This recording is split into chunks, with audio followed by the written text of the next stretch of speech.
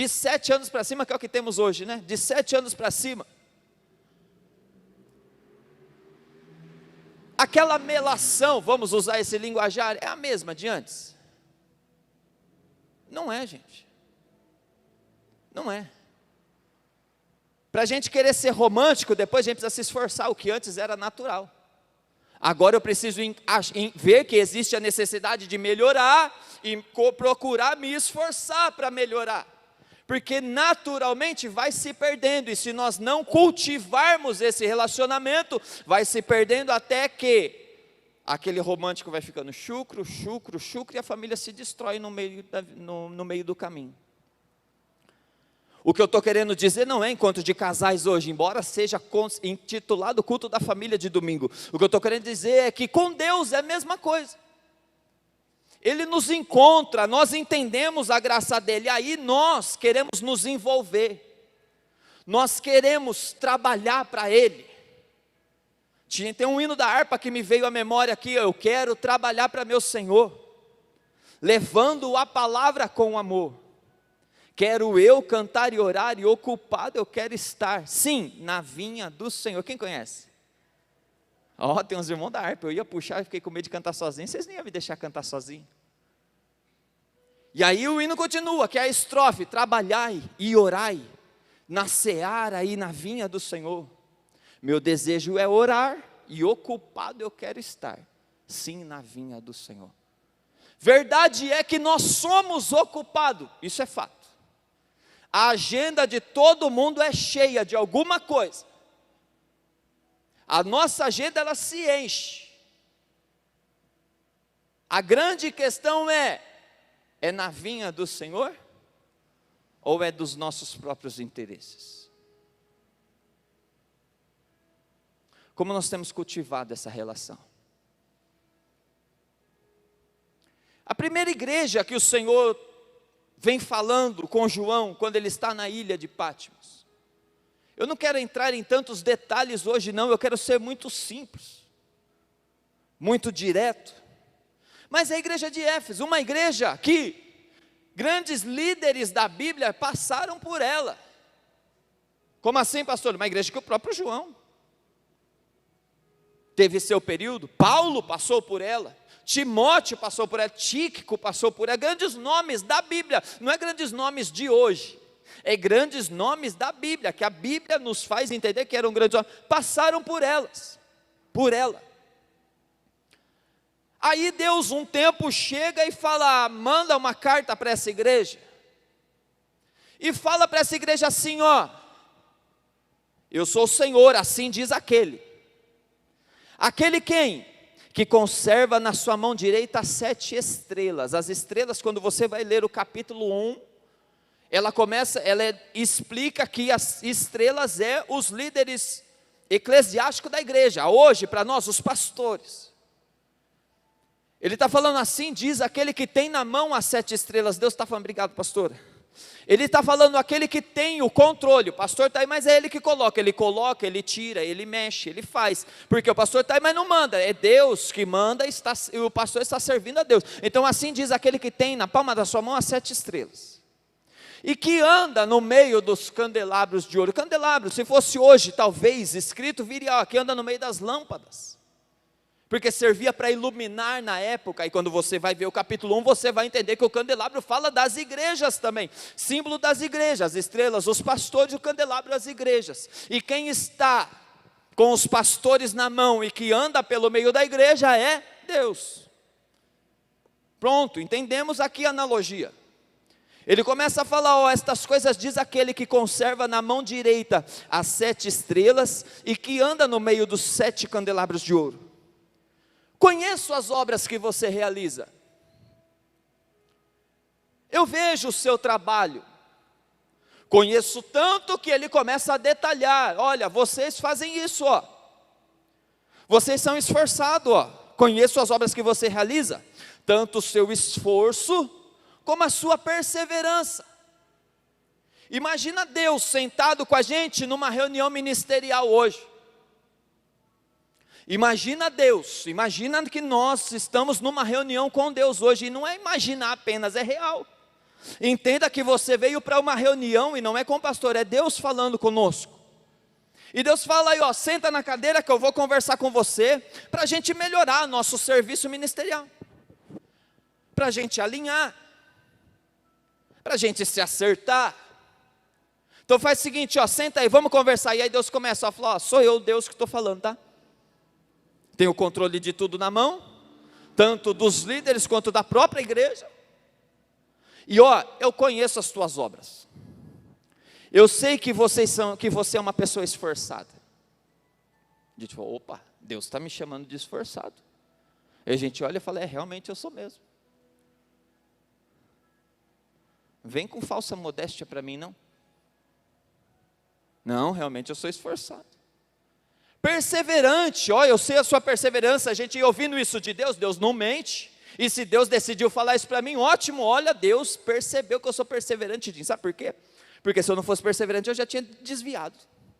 Se eu não fosse perseverante, eu já tinha entregado a igreja. Talvez você, se eu não fosse perseverante, já tinha entregado o departamento. Talvez você fale, se eu não fosse perseverante, eu já tinha abandonado o meu casamento.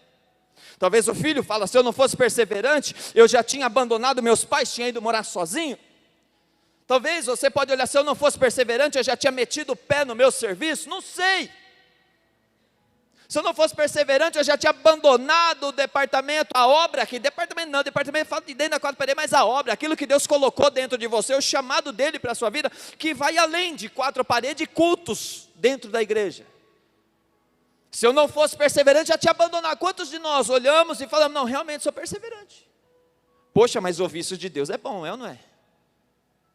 Deus falar para você, começar a reunião, dizendo assim, ó, você é esforçado e perseverante, ó, sou eu, Deus, que estou falando isso. Poxa, que lindo.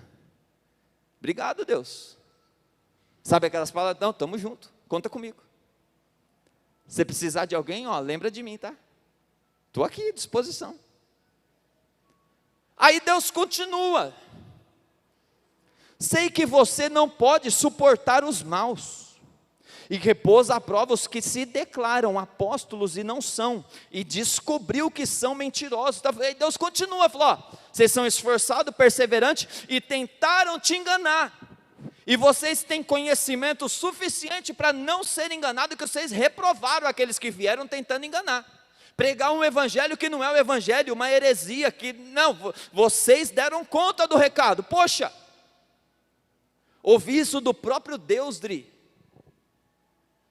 Ele continua falando, ó, você descobriu que eles não são apóstolos, e você descobriu que eles são mentirosos. Verso 3, você tem perseverança, e suportou provas por causa do meu nome, sem esmorecer. Poxa,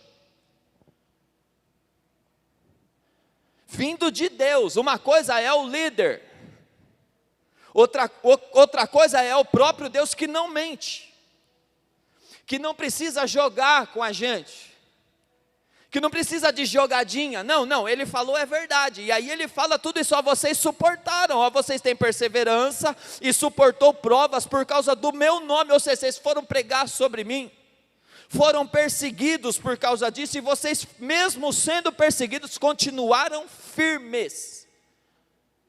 É Deus falando. A gente vai olhar para isso e falar, poxa, a gente vai estufar o peito, vai levantar a cabeça e falar, Deus, estamos juntos, Deus está feliz comigo, Deus está vendo o meu trabalho, porque a gente olha para isso, isso tem dois pontos, quando Deus fala, eu conheço as suas obras e começa a detalhar, existe aqueles que vai ficar feliz, por quê? Porque às vezes estamos trabalhando e dá a impressão que ninguém está vendo. Às vezes trabalhamos, e o ser humano ele tem que acostumar a lidar com a ingratidão. Nós não podemos ser gratos, nós não podemos ser ingratos, mas nós não podemos trabalhar esperando gratidão dos outros, senão nós vamos nos decepcionar. Sejamos nós gratos. Só que se eu trabalho esperando gratidão de ser humano, a gente vai se decepcionar, e Deus permite para tratar com a nossa vida. E está tudo certo, é Deus que permite para nos ensinar. Mas quando nós olhamos, Ele conhece as obras Para alguns é alívio, ninguém me viu, pastor não me viu, líder não me viu, eu faço para minha esposa e ela não vê, eu faço para o meu patrão e ele não vê. Deus está falando, eu estou vendo. Eu faço, eu corro, eu faço, mas parece que nada está bom, nada é suficiente. Deus está falando, fica tranquilo que eu conheço as tuas obras. Só que também tem o outro lado, que faz as obras escondidas, que a esposa não sabe, que o líder não sabe, que não pode ser exposto. Aí vem o Deus falando, eu conheço as tuas obras. Ixi. Sério? Vamos marcar essa reunião para a semana que vem, Deus? Vamos adiar essa reunião, eu estou numa correria, Deus, vamos adiar para o mês que vem essa reunião? E Deus está falando, não, é hoje. A grande questão é Deus falando para você, eu conheço as tuas obras. Não expressa, é só para pensar. Isso te traz alívio ou preocupação?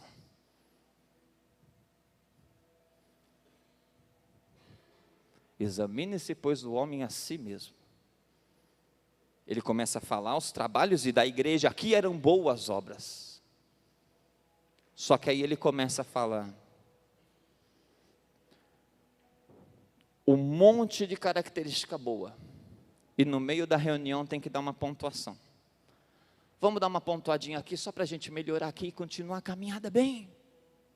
Imagina Deus falando isso com a gente. Eu só tenho um ponto contra você. Só um. Só que é um tão importante, tão sério, que se nós não tomarmos cuidado, invalida, desvaloriza todos os pontos bons que existem. Eu tenho um pontinho só para melhorar aqui. Deus não fala num tom de julgar, de condenar. Ele abre o jogo e aí a igreja segue o que achar por bem.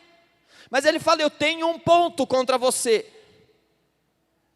Na posição de um amigo querendo ajudar, falou, vocês trabalham, vocês são perseverantes, tentaram te enganar, mas não conseguiram, porque vocês estão alicerçados, vocês suportaram perseguições pelo meu nome, e permaneceram firmes, sem esmorecer. Só tem um pontinho, vocês abandonaram o primeiro amor. Ao meu modo humano de olhar isso, se abandonou o primeiro amor, como que abandona o primeiro amor, mas continua sofrendo perseguição e vencendo? Porque nós temos que, o fato de eu estar suportando as perseguições, é porque eu estou com o primeiro amor em pleno fervor. Eu penso assim, não, se eu estou, tentaram me enganar, mas eu estou alicerçado na palavra, porque eu estou buscando conhecimento, porque eu estou estudando e não conseguiram me enganar. Por quê? Porque eu amo Deus e Deus é minha prioridade. Se não me consegue achar desocupado, porque eu estou envolvido na obra, fazendo um monte de coisa, e aí não consegue me achar parado, não consegue me achar desocupado, é sinal que eu amo a Deus, e Ele é minha prioridade.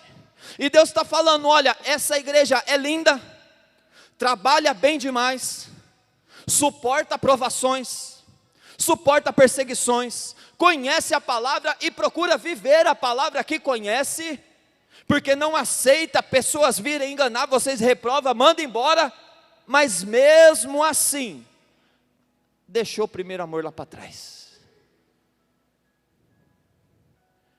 Como isso, Rafão? Como que acontece um negócio desse? Volta para a analogia do casamento. Vamos voltar para a analogia. Era o romântico que queria agradar, queria estar junto. Agora, eu trabalho, eu tenho uma correria. A esposa reclama porque eu estou ausente, mas sou eu que trago o sustento para casa. Eu não abandonei minha família continua comigo, mas os meus filhos estão crescendo sem um pai presente. Por quê? Porque eu estou trabalhando demais.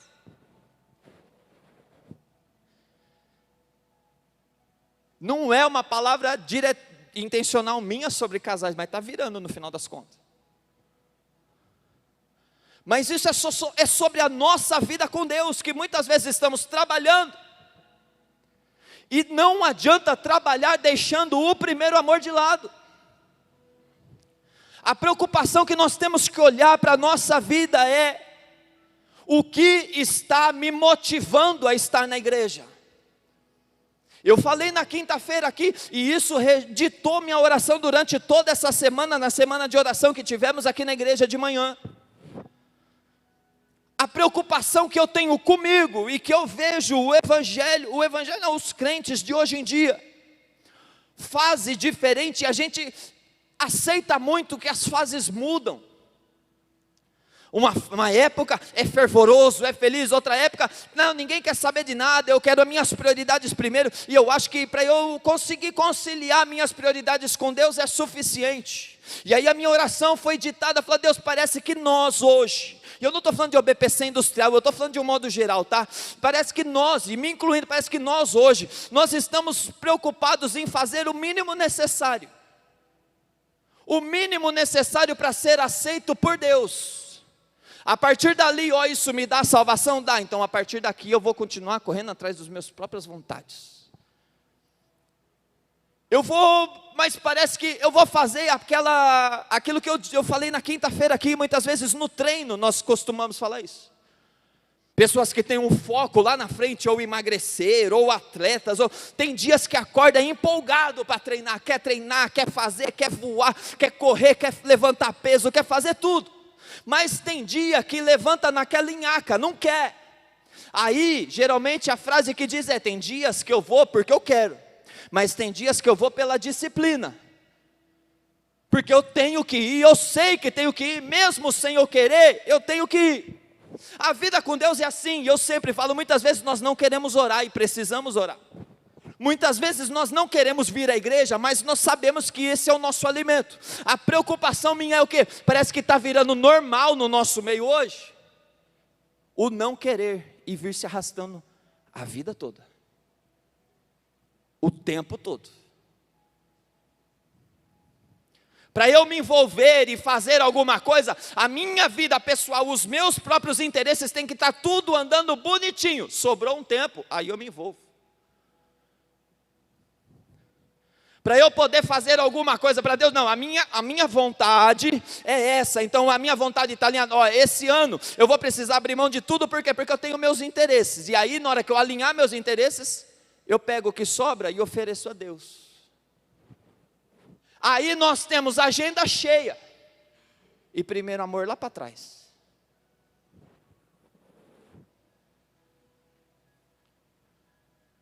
É Deus falando através de João, tenho porém contra você, vocês estão fazendo tão ativo, não estão desviado, quem olha é um exemplo, mas cadê o primeiro amor? Trabalha às vezes para agradar líder, trabalha às vezes para desencargo de consciência, para que Deus veja, mas cadê o fervor naquilo que nós estamos fazendo?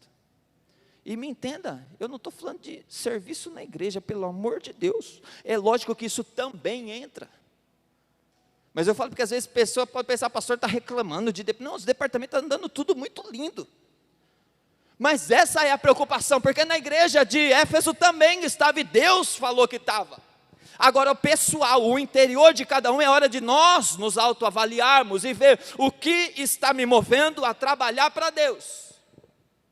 O que está me motivando a estar nos cultos, a estar nos departamentos, a ser o crente da família?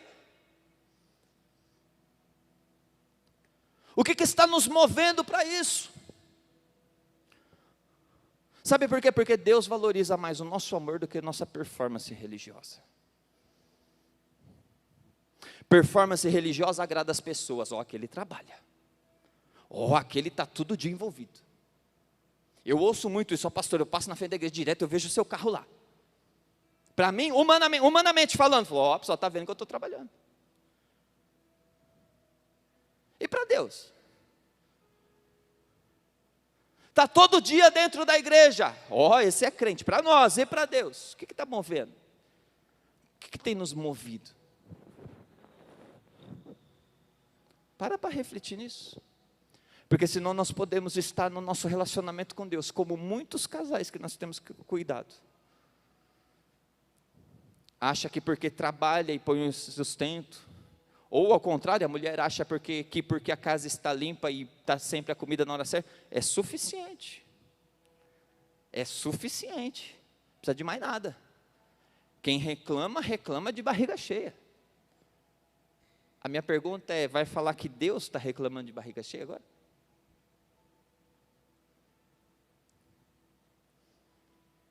Sabe, o fervor, sabe, de ir num culto, e independente de quem canta, independente de quem prega, se mexeu com a minha emoção ou não, eu vim entregar um culto a Deus.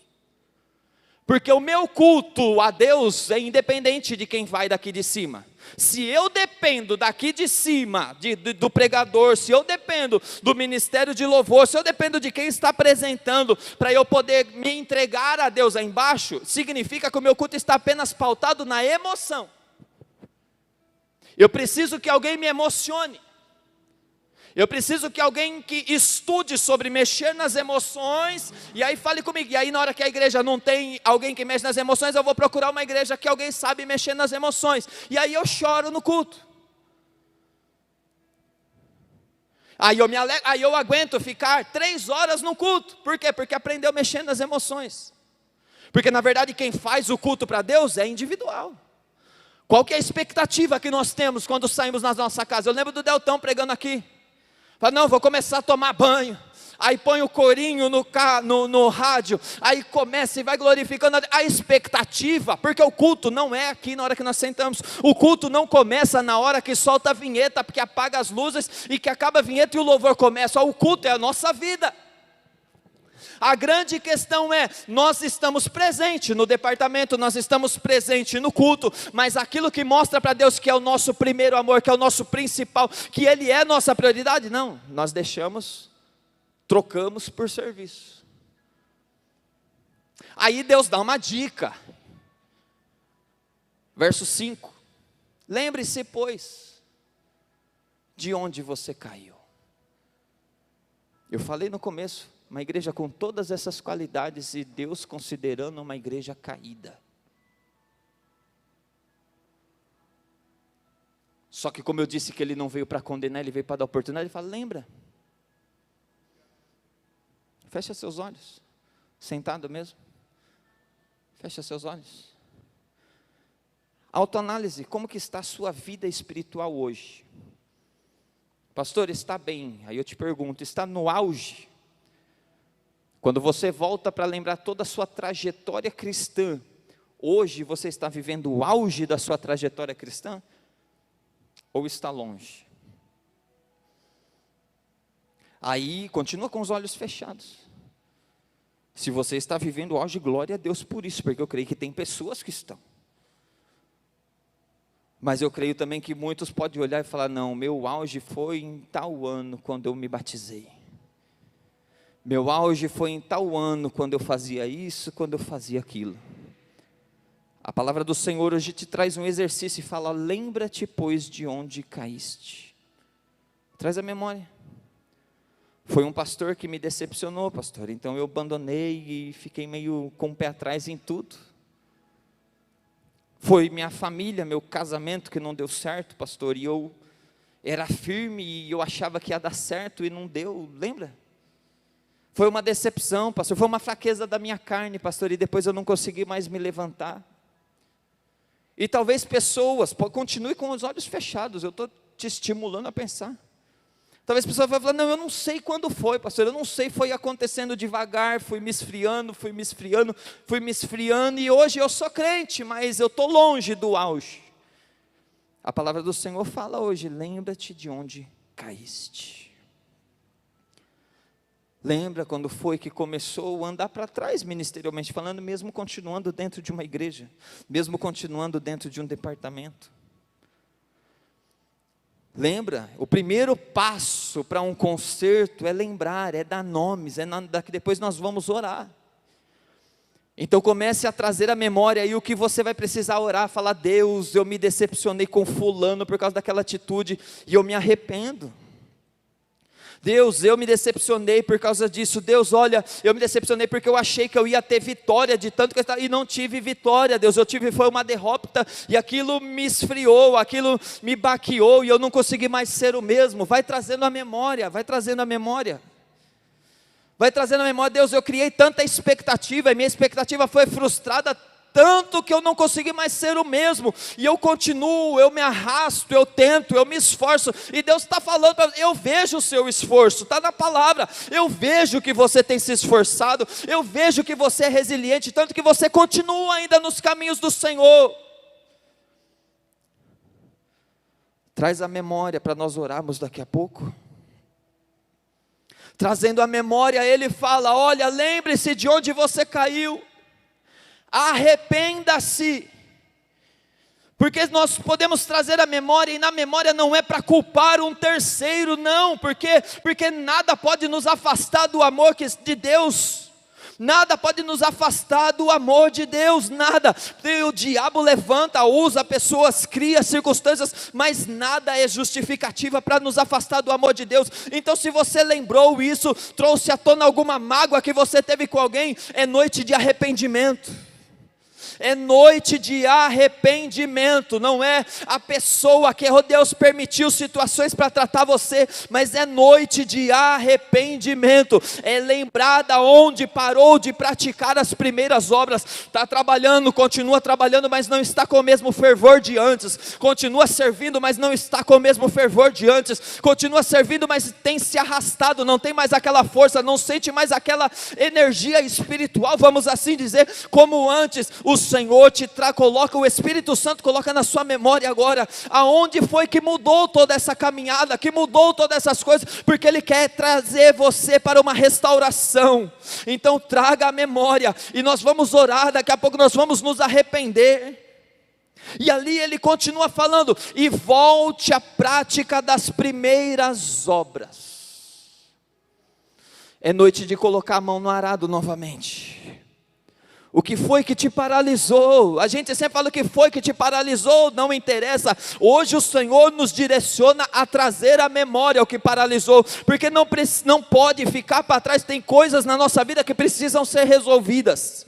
Tem coisas na nossa vida que nós precisamos pedir perdão a Deus. Tem coisas na nossa vida que nós precisamos pedir perdão a pessoas. Tem coisas na nossa vida que nós precisamos confessar a pessoas. Tem coisas na nossa vida que nós precisamos confessar a Deus. Eu não sei qual é a sua situação, qual é a sua circunstância, mas precisa trazer à memória, arrepender-se e voltar às práticas das primeiras obras. O Senhor, Ele nos traz isso, para que aquele fervor na nossa oração volte novamente, para que aquele fervor em servir ao Senhor, em estar na presença de Deus, no nosso momento pessoal, no nosso momento em reunião, em igreja, nos nossos cultos, nos departamentos, servir a Deus no nosso serviço, para que volte a ser um prazer, e não apenas aquela sensação, eu estou aqui apenas para cumprir uma obrigação. Não, o Senhor espera que o nosso coração arda para fazer a vontade dEle, e se não está ardendo, nós precisamos entender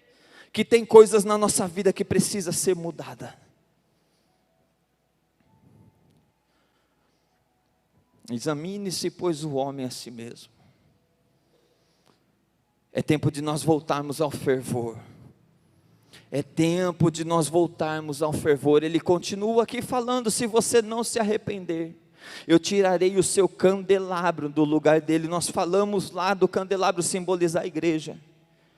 Ele fala, se você não se arrepender, eu vou remover. É isso que ele está falando.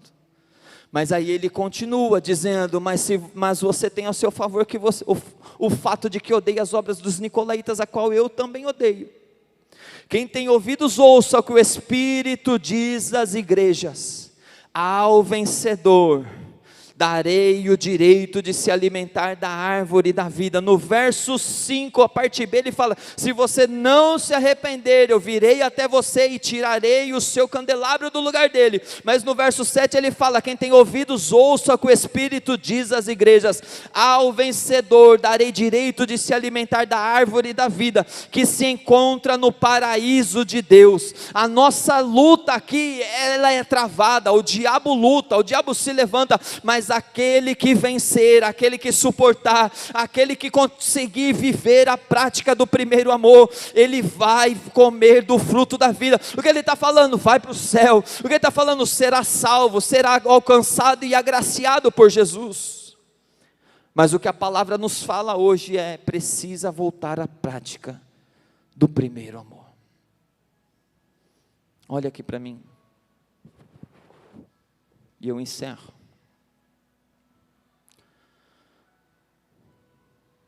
Numa autoanálise, como que está a nossa vida? Como que está a nossa vida espiritual? Não estou falando de serviço. Estou falando primeiro amor. Deus olhando para nós nessa reunião e falando, olha, vocês estão muito bem, mas eu consigo ver aquilo que as pessoas não conseguem ver. O que foi que te paralisou? E é legal eu falar isso, porque eu estou olhando para um monte de gente trabalhando, para um monte de gente ativa. O que foi que nos paralisou? A minha oração essa noite é que nós viemos nos consertar diante de Deus, para que nós voltemos a ter prazer na oração. Para que nós voltemos a ter prazer. Eu sempre tenho falado do Salmo 1 e falo antes, o seu prazer está na lei do Senhor. Não é simplesmente obedecer à lei, é o prazer estar na lei do Senhor. Talvez a gente tenha olhado e falado, pastor, tem me faltado prazer. O Senhor quer restaurar essa situação na nossa vida. Eu vou pedir para a mídia colocar um vídeo. Apareceu para mim hoje esse vídeo, eu baixei, se puder apagar a luz eu agradeço. Não tem 1 minuto de vídeo. E mesmo que o áudio talvez não fique, embora o áudio está uma benção, né? Mas não é em português também, por isso que eu estou querendo dizer isso que eu estou querendo dizer. É só uma atitude. Que eu olhei para esse vídeo e falei, Deus, eu já fui essa pessoa. E aí eu paro para analisar, falar onde foi que eu me perdi. Pastor, como assim? Você está estou no púlpito. Estou no púlpito. Estou pregando, estou vivendo, vamos dizer assim, como eu perguntei, você está no auge? Eu avalio que hoje, aparentemente, sim. Mas o que é isso? Na hora que Deus senta frente a frente e fala, ó, todo mundo pode achar, mas eu estou te vendo, eu conheço as suas obras. Eu sei onde você mora. Eu conheço